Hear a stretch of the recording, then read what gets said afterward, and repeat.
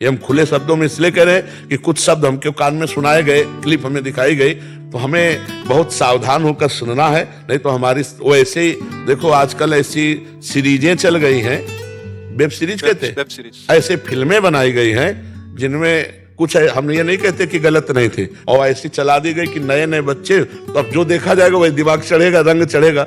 अब हमारा जीवन दो ही बातों से सुधर सकता है, संत वचन और शास्त्र वचन।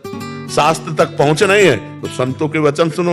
ये तो भगवान की बड़ी कृपा है कि आप लोग श्रद्धा करके सुनने आ रहे हैं और मान रहे हैं, नहीं तो ऐसी हवा चली थी कि लग रहा था एक बाण से करोड़ों को मारा माया ने, करोड़ों की श्रद्धा नष्ट की। अब पता नहीं किस वर्ष में, किस युग में श्रद्धा जगेगी। और भगवान की कृपा है कि अभी भारतवासियों में श्रद्धा संतों के प्रति है, तभी सुधार हो सकता है।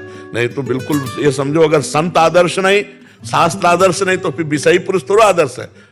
देखो, रुपया कमाने का अगर आदर्श देखोगे तो बहुत नीचे गिरते चले जाओगे।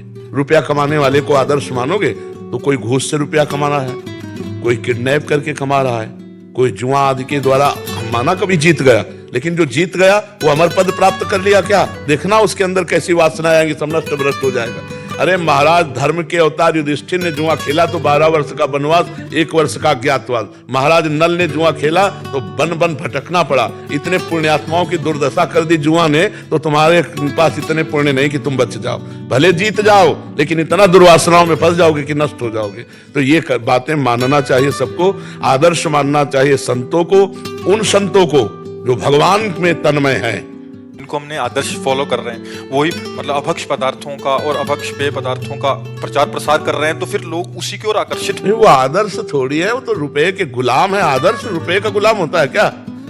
धर्मात्मा पुरुष, बात समझे ना, वो करोड़ों का गुलाम है और रुपए का गुलाम है, भोगों का गुलाम। वो आदर्श थोड़ी हो सकता है। एडवर्टाइज करने वाला आदर्श होता है, आदर्श की एडवर्टाइज नहीं होती।